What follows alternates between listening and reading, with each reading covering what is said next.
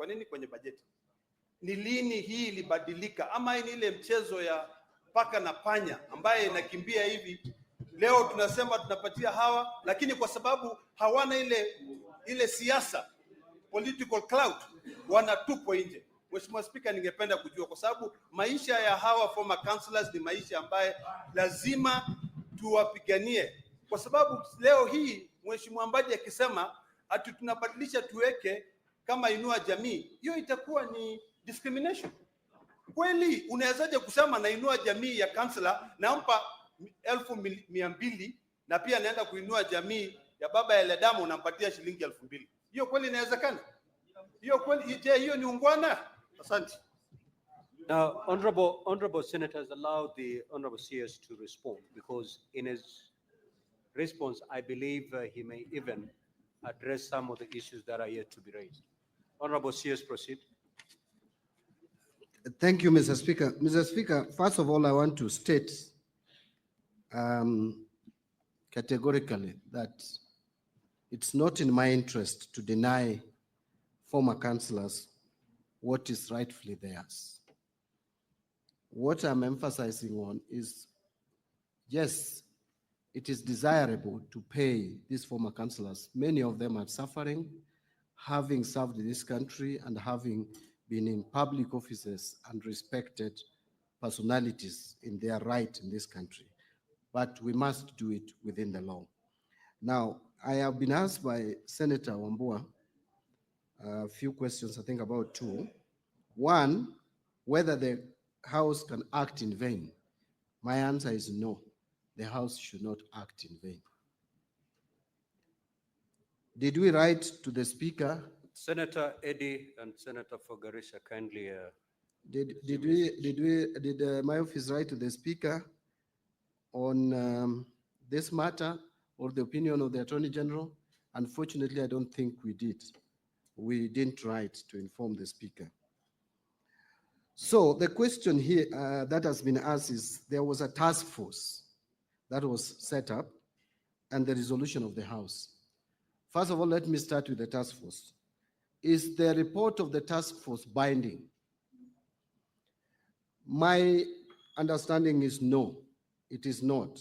Why? Because the Constitution, which Senator Boni Aluale mentioned, provision number 94, or Article 94(5), says no person or body, including task forces, other than Parliament, has the power to make provision having the force of the law in Kenya, except under authority conferred by this Constitution or by legislation. I am yet to see the provision in our Constitution or any written law passed by this Parliament which has authorized a task force formed to approve payment to former councillors. If there is that provision, I would obey and pay. Make provision in our budget and pay, but there is none. So that task force remains a task force. Its report should be implemented procedurally, which has not. So up to now, there is no, out of the task force, which should have, a legislation should have flown automatically from the task force report to now anchor it in law, and that has not been done. Now, on a question by Senator Faki, why I have not respected or obeyed what former CS is committed to do. Unfortunately, I want to report to the Senate that yes, my predecessor, Honorable Yatani, or even Honorable Ndungu, probably made a commitment, but they didn't pay. The person who is paying now is myself. I cannot pay unless backed by the law. Because when now it will raise issues, I am the one accountable. I'm the one responsible. I cannot hide behind people who made commitments or intentions and didn't pay. So the paymaster now is myself. If they paid, I would have come here to report that they paid, but they didn't pay, and they left it for me to pay, and I'm checking the legal framework and I don't see it. A question was asked about the Attorney General's powers. My reading of Article 156 is this, that the Attorney General is the principal legal advisor to the government. Now, being the principal legal advisor, I take his advice or her advice very seriously. And the Attorney General gave advice on 8th of May 2023 on this, and that advice has not been vacated or changed. Senator Boni Alwale has asked me about, again, Parliament legislating in vain. I want to say again, Parliament cannot legislate in vain. The only thing that I said is, and we have been in this house with Senator Boni Alwale for a while, we know the power and the force that a motion has and a bill, an act of Parliament. A motion usually, and by the way, this has been the legislative practice, that if you want a bill to pass easily, you craft it in a motion. That motion is debated, and once you succeed with the motion, then you follow through by generating a bill to actualize your motion. How I wish that Senator Wambua, who raised this matter, brought it to the House through a motion, followed through by bringing a legislation to anchor whatever the House resolved into law to allow for payment. If that is done, I will definitely obey the legal framework. As to the President's commitment to pay the councillors, I want to again read Article 94 of the Constitution, that no person, and there is no exclusion here, no person or body, whether President or anybody else, other than Parliament, has the power to make provision having the force of law in Kenya, except under authority conferred by the Constitution or by legislation. I am yet to see where power has been given to the President to give authority for payment that is not anchored in law. So what I would advise is, if the President initiate through the executive a legislative proposal which would now give me the legal basis upon which this payment can be made, I will obey. Senator Lekina, Senator for Narok County, since when did we start? In fact, it was in Kiswahili, but I'm trying to translate it into English, that an agreement by 3 CSs be changed. I am not changing the task force report. What I'm saying is that task force report has made recommendations. Those recommendations now should be anchored in law to allow me to make payment to former councillors. And when did this change? It has not changed. The task force recommendation still stands, but we have to now actualize it. Did Professor Njuguna Ndungu speak to the Attorney General before coming before the Senate? I wish I knew. I have not consulted him to know whether he did, but I thought he must have consulted, because for the Attorney General to give opinion on 8th of May 2023, that opinion must have been sought from the National Treasury. And the CS then was Professor Njuguna Ndungu. So I am very sure he must have, in one way, communicated with the Attorney General. On the Inua Jamii, I was not saying that we pay the former councillors this gratuity, pension or honorarium through Inua Jamii program. What I mentioned is that we are working with the line ministry to make sure that these former councillors, those who deserve to be enrolled under Inua Jamii program, are enrolled in the normal way to get support like any other qualified Kenyans, including those who have not served as councillors. Thank you. Now, honorable senators, we we need to make progress on this very weighty matter.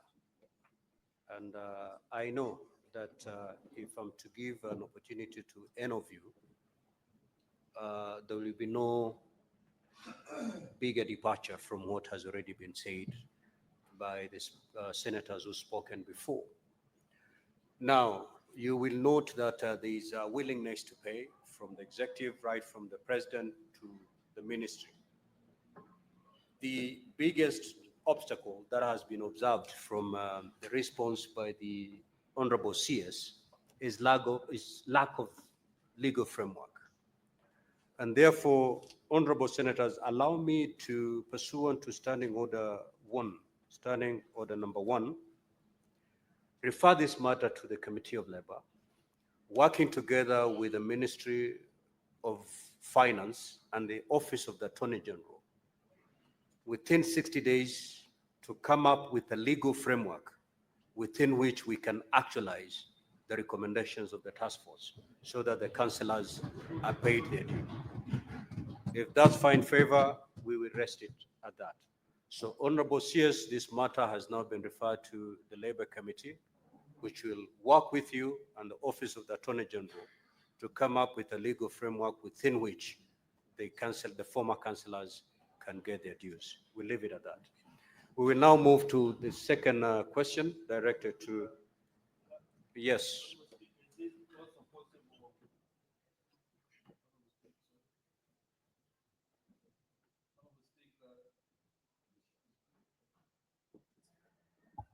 Honorable Speaker, thank you for your guidance, and I'm okay with your guidance. And I've realized the lacuna where it is. So, Mr. Speaker, I was asking, is it possible also to include the Committee on Budget and Finance?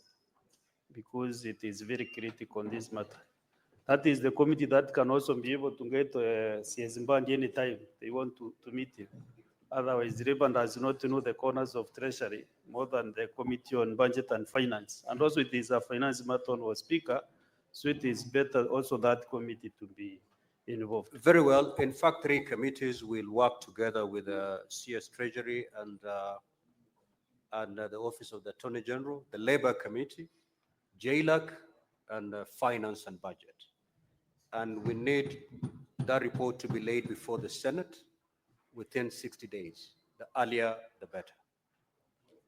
We move to the second question. Question number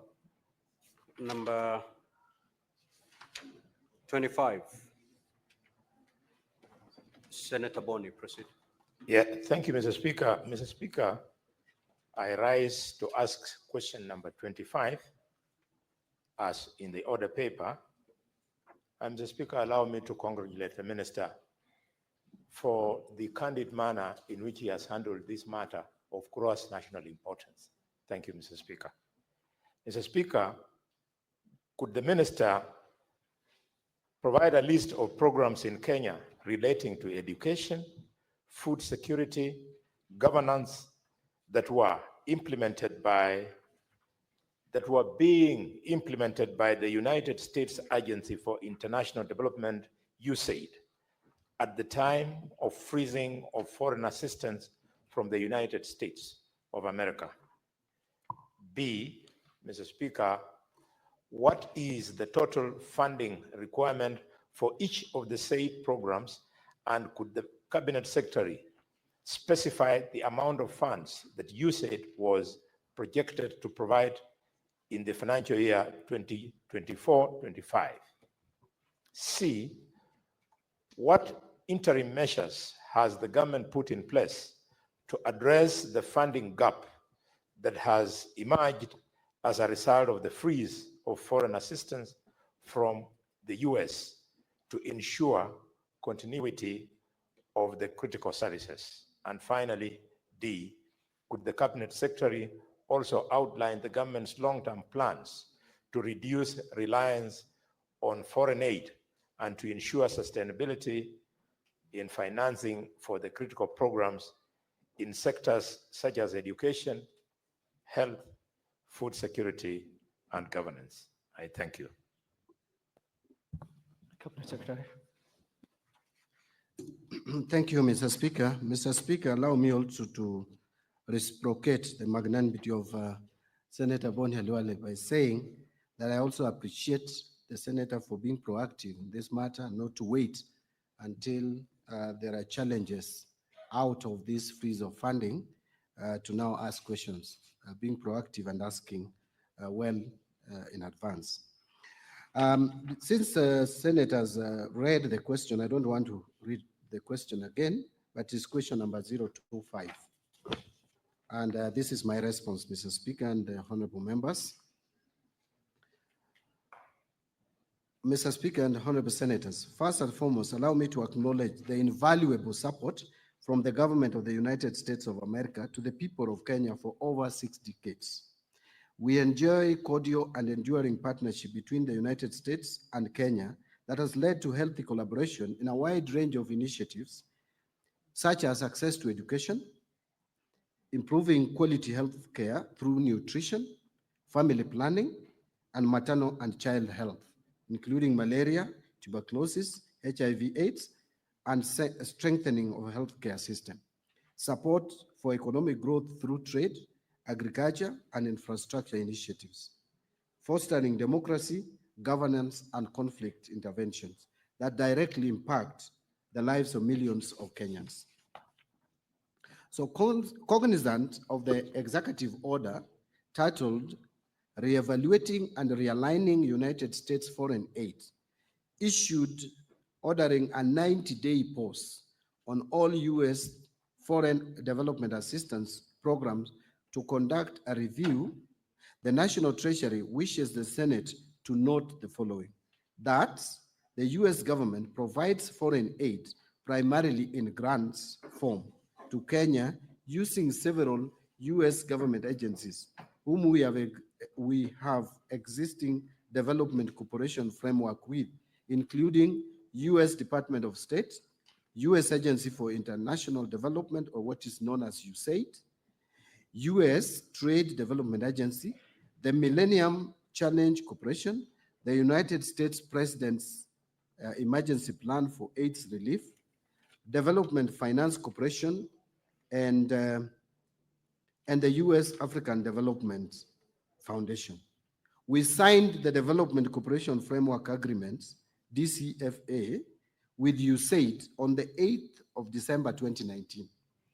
The initial contribution was US dollars 50,016,204, but this has since been increased to US dollars 1,695,978,754, which is equivalent to 220 million, to Kenya shillings 220 billion 477,238,020. So the DCFA is valid up to 30th of September 2028. Mr. Speaker, with those highlights, now I wish to respond to the question number 25 by the Senator for Kakamega County, Senator Boni Halwale, as follows. On the question of could the Cabinet Secretary provide a list of all programs in Kenya relating to education, food security, and governance that were being implemented by the United States Agency for International Development at the time of freezing of the foreign assistance to the United States of America. I wish to state, Honorable Speaker, that attached to my written response is the list of the United States Agency for International Development, or USAID, funded programs in Kenya relating to education, food security, and governance, which are appended as Annex number 1. And under education, if you go to that annex, is page 14, my submission. I hope all members have it, or the members who have this response from me have them. Under education, there is US dollars 22.3 million, and I've highlighted where this money would be spent: training of teachers to enhance reading instructions, providing support to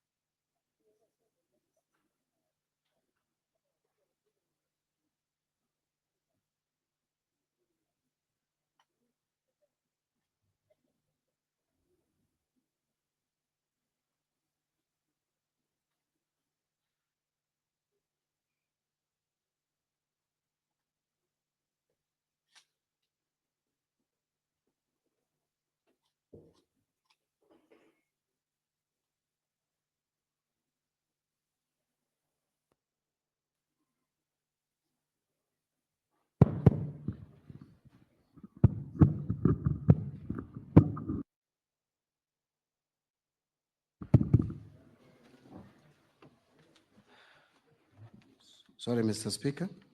Maybe I continue. Under education, I said that there is 22.3 million US dollars. And just giving examples of where this money would have been spent or would be spent is improving early grade literacy across public primary schools. I want to single out that there was support for provide to public TVETs in Kilifi, Mombasa, Nakuru, and Machakos to align training to industry needs, providing scholarships to youth to attend TVETs, and support for the newly established Open University of Kenya to build systems for instructional delivery and establish partnership with private sector and universities in the US and globally. So that is where, those are the areas where the education money was going to. Under governance, a number of issues being dealt with, but the amount that was available for this was 8.6 million USD. Under food security, it was a little higher, 128 million, and that is equivalent of 16.5 billion shillings. This was supporting a number of NGOs, supporting programs, including Dadaab and Kakuma refugee camps, supporting improved farming practices, supporting county governments, NGOs, and UN agencies, and especially in ASAL areas, in providing foods and relief to over 2.5 million people. So, and the details are there, Mr. Speaker. The second question, what is the total funding requirement for each of the said programs, and could the Cabinet Secretary specify the amount of funds that you said was projected to provide in the year 2024-2025 financial year? Now, the amount for the said programs is approximately the program that I highlighted: food, governance, and education. Those ones, the said programs is approximately 158.9 million US dollars, equivalent of about 20 billion Kenya shillings, while the total assistance, including health and the others, is approximately US dollars 405.4 million, which is about Kenya shillings 52 billion for the financial year 24-25 from USAID, which, as I've indicated, includes other sectors such as health, economic growth, water, and environment. Now, Honorable Speaker, it's important to note that while official government assistance, or what is known as ODA, from USAID is aligned to our medium-term plan and supplement government investments and largely benefits the people of Kenya.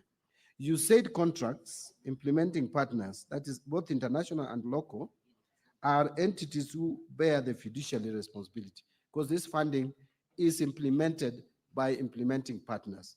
The money, as I will state, does not come to our budget.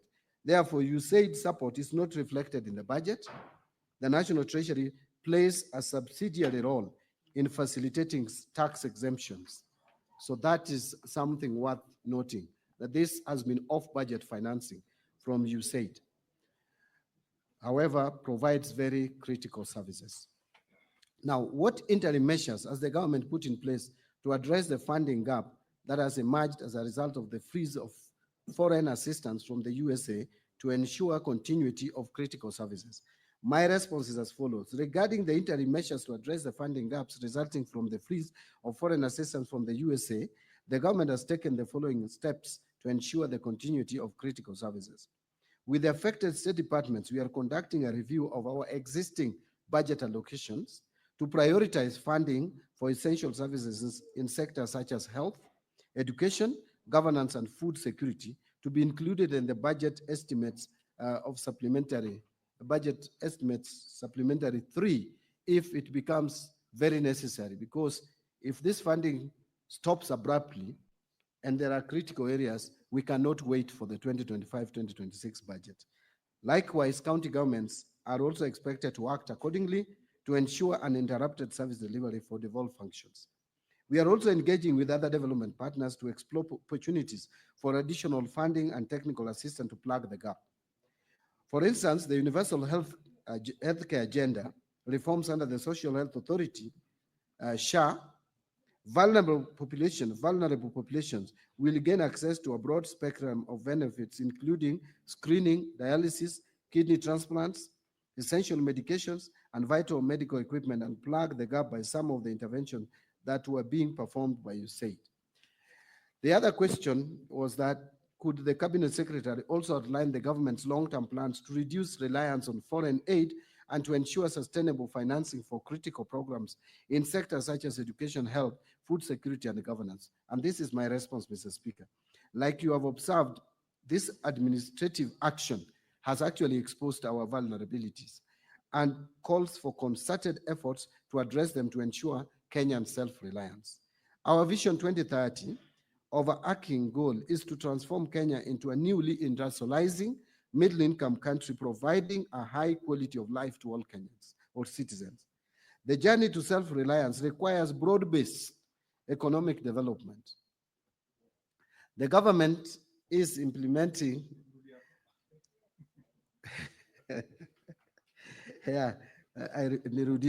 the journey to self-reliance requires broad-based economic development.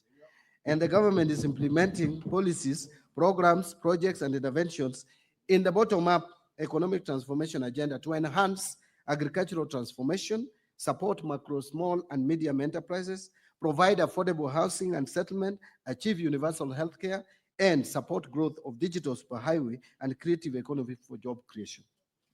Mr. Speaker, in this year's budget policy statement, which is titled Consolidating Gains and a Bottom-up Economic Transformation Agenda for Inclusive Green Growth, we have outlined the fiscal consolidation measures to reduce public debt vulnerabilities while providing fiscal space to deliver essential public goods and services. Fiscal consolidation will be supported by concerted expenditure rationalization and revenue mobilization efforts. This will bring public debt on downwards path, consistent with Kenya's debt anchor.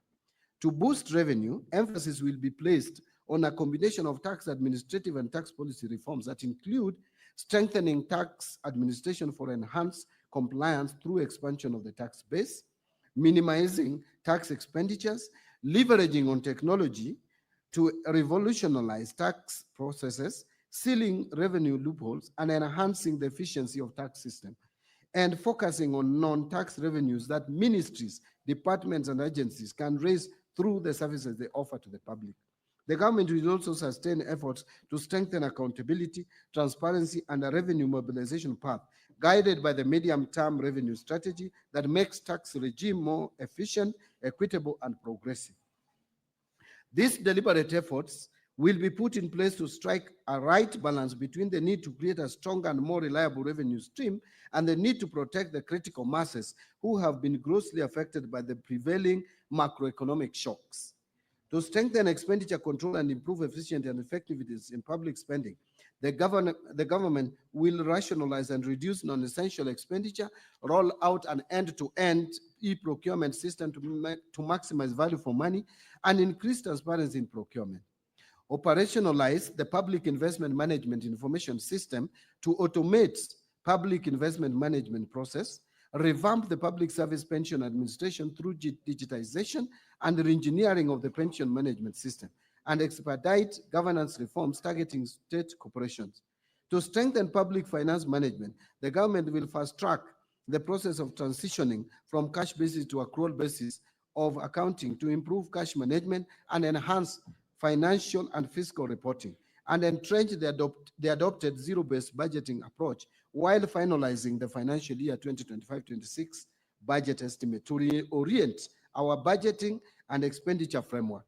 The government will also operationalize the asset and inventory management modules in our IFMIS for all MDS, and this will enable the government to have full visibility of all assets and inventory and facilitate optimal assets utilization and ensure idle and unserviceable assets are disposed in conformity with existing legal requirements.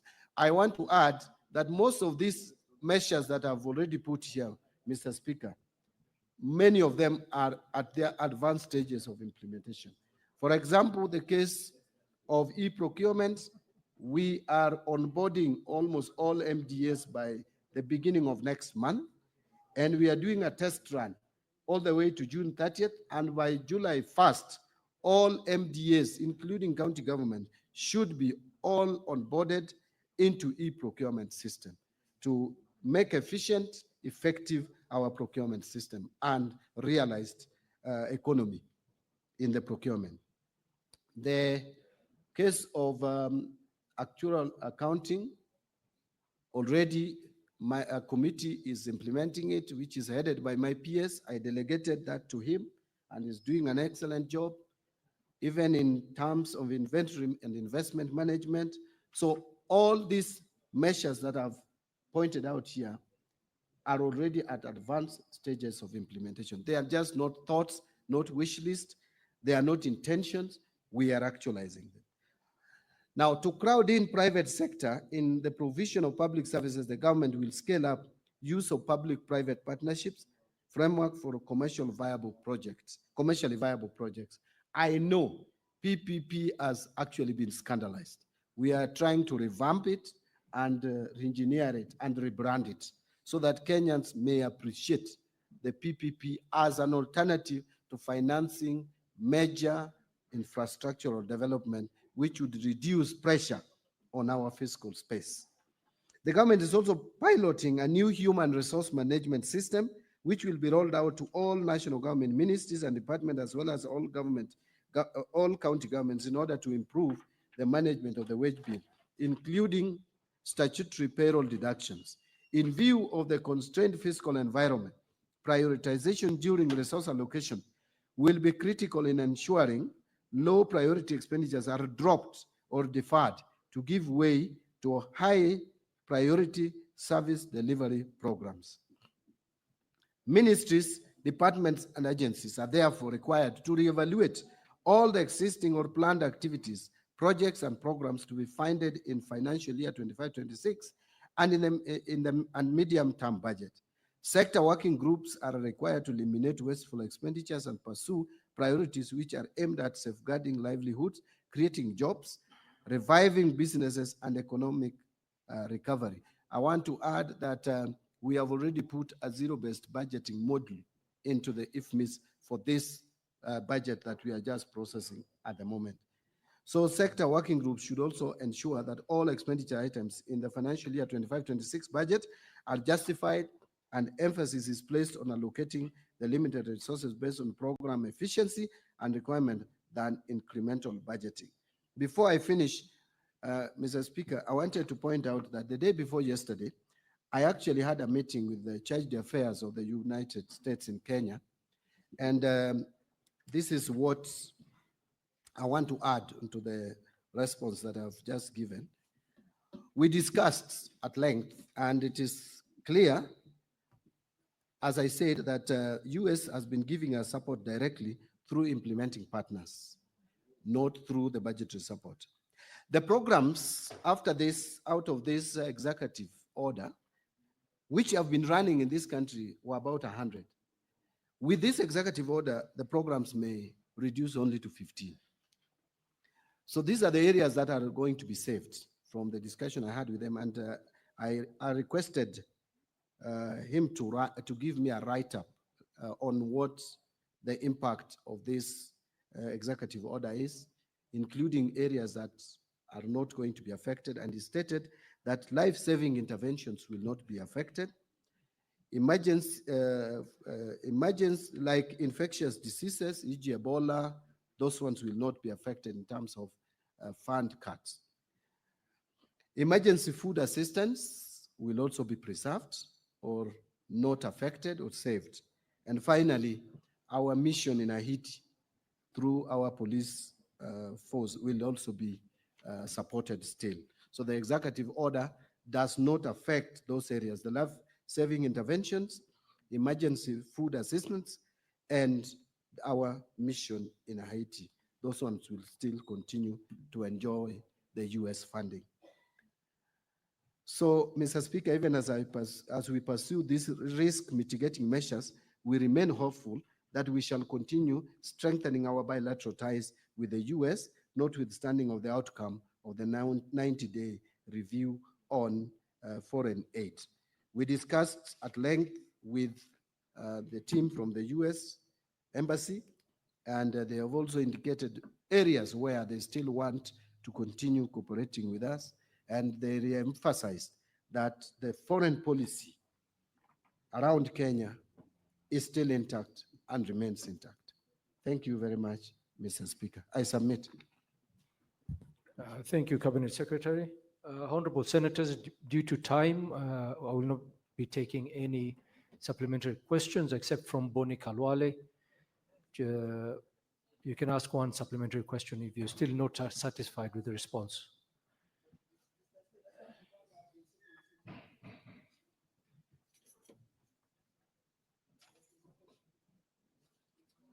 Mike, thank you. Mr. Speaker, I am satisfied with the answer that has been given by the minister, and I want to regret on behalf of the people of Kakamega, Mombasa, Nakuru, Kilifi, and Isiolo that 1.1 billion shillings, which was earmarked for promoting accountability in delivery of services in those counties and reducing fraud and wastage and abuse of resources in the health sector, has fallen on its face. Mr. Speaker, because of where we are, I want to draw the attention of the minister to page 9 of his answer, bullet 8.3, where you have mentioned the issue of the Social Health Authority. Mr. Minister, since you're trying to look for ways of bridging the gap, the universal health, where it has succeeded elsewhere in the world, the funding model is clearly based on what comes from the national treasury, plus what they realize from the contributions for members who subscribe into the program for insurance, and finally, an element of out-of-pocket. Could you clarify to the country, Mr. Minister, that the current funding model of SHA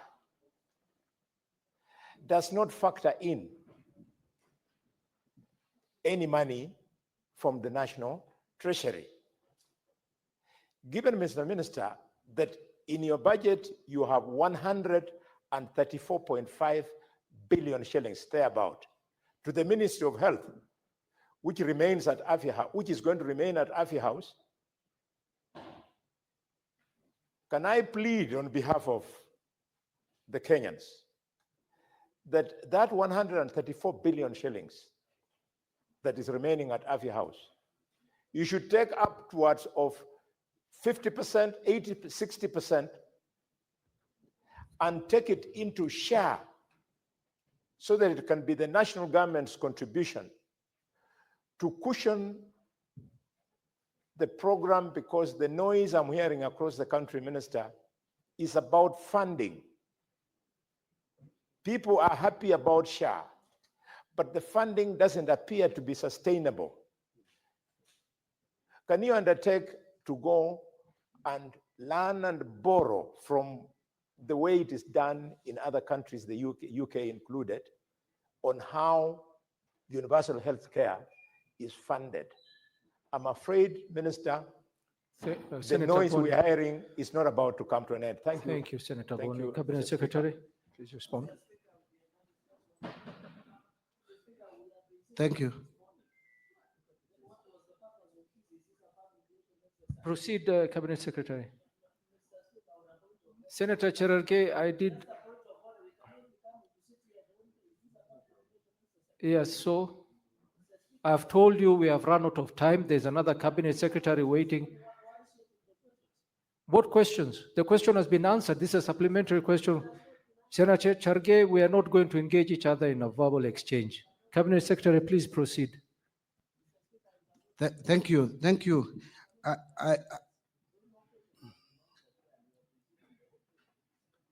Thank you. Senator Cherargei, that is enough. We have run. Let the Cabinet Secretary reply, please. No. No. Allow the Cabinet Secretary to respond. Cabinet Secretary, please respond. Thank you, Mr. Speaker. Mr. Speaker, just to quickly address the two issues that Senator Boni Alwale has raised. On his regrets, I agree that funding issues like advocacy and support on fight against corruption will be affected, certainly. And we may not have enough resources to support such programs, but it is regrettable because we really need accountability in the country. So I agree with Senator Alwale on that. Secondly, on the issue of universal health cover, again, I want to agree with Senator Boni Alwale that this program is contentious everywhere in the world. There's no country that I know of which has implemented universal health coverage without issues around it, either political, people who feel it should not be implemented, especially in developed democracies, or it is issues around how to implement it. But again, as a country, I think in manifestos of major political parties, we promised universal health coverage, but we must implement it properly. The issues around SHA is not that SHA is not right. It is the good thing, is the right thing to do, but the issues around it is, are we doing it properly? So this is the question that we need to do. So what am I going to do from the Treasury perspective? From the Treasury, I'm going to insist on rationalization of our budget to put money where it is needed. I just want to tell Senator Luale that it is the Treasury has supported SHA. It's not true that we haven't supported. Even in the current supplementary 2, we have allocation of 6 billion to support SHA, 3 billion to support primary health care, and another 3 billion to support critical care, health care. By the way, it may interest members to understand also from the information I have is that the critical health care was not being provided under NHIF, but under SHA, the government has insisted we must provide it, and we must make resources available. We will, apart from the deductions from members, which is basically insurance, it is not actually expenditure. The money that is collected from Kenyans, if you take the best case scenario that no Kenyan falls sick, that money should not be spent, it should remain there. So it's not an expenditure. That is why when you look at our fiscal framework, we have removed the SHA allocation, the 73 billion from the fiscal framework, because it is not an expenditure. But the government must also put in money to support healthcare in the country. So you will see in the budget our allocation to support this health program, because it is critical, we must do it. And I hope and I believe that the line ministry will do justice to Kenyans by making this system work, make it more efficient and make it more accountable. The problems which are there were bound also to be there, because any new thing must have challenges. But those challenges must be dealt with within a period of time so that the system works. We cannot afford to lose this. We cannot afford to lose this system. This system is the best for this country, especially with these challenges around some of the health programs that were being supported by USAID. We need a system that caters for the vulnerable of the society.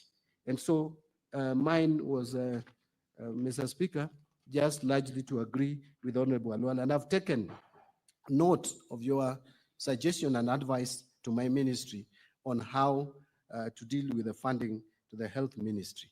I will act accordingly. Thank you very much, Cabinet Secretary. We shall give you leave now. Wish you all the best in the hard task ahead.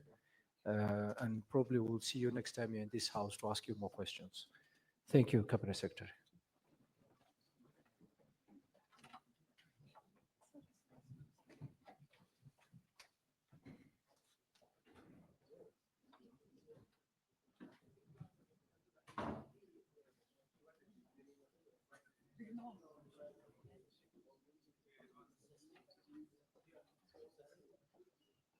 Yes, Senator Cherargei.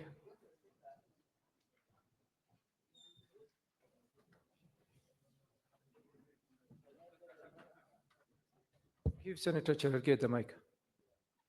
Mr. Speaker, looking at the number of questions that is there, it is good to advise some of us because we have been sitting since morning, whether now that the Minister of Interior is coming and he has a lot of more than 10 questions, it is good to guide us early that if there will be no space for supplementary question, it's good to advise the House so that some of us don't have to wait. If we will not get a chance, then why did we put at the standing order that supplementary questions will be provided? In fact, the standing order should only allow the people who are asking the questions to ask the question. Because, Mr. Speaker, it's unfair. Members come here at 9:30, we sit through, we try to ask further supplementary questions, or even to assist in the guidance of the House, Mr. Speaker.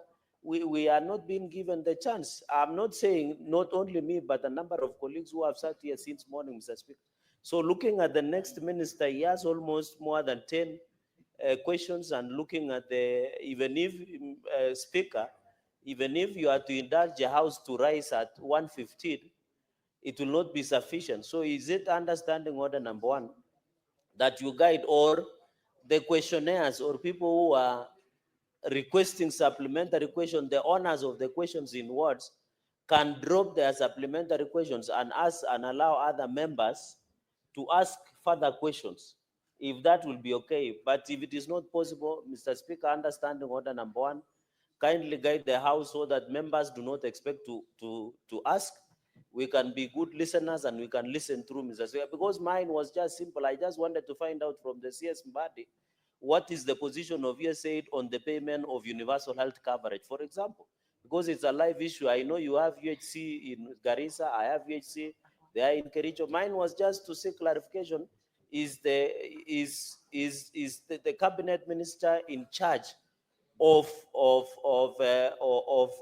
treasury looking with the suspension of USAID? Is there a way that they have been catering for UH? And finally, Mr. Speaker, is also we need your ruling and interpretation, Mr. Speaker, understanding on the number one. When a cabinet minister comes with the questions, even from your dashboard, you can tell whether there is a sufficient answer to the question.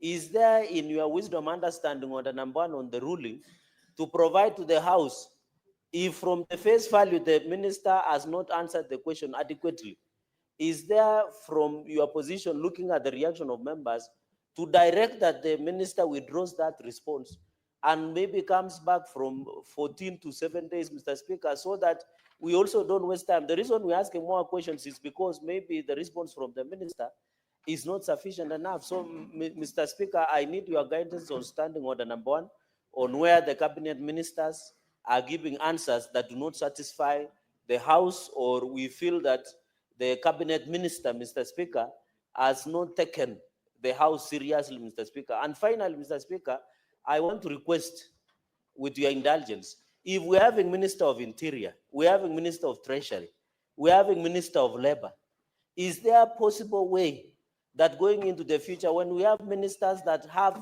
many questions, is there a way we can have them give us two, for example, Minister of Treasury and Education, because we want to agree there are many issues? Is there a way Senate Business Committee can sit and agree, Mr. Speaker?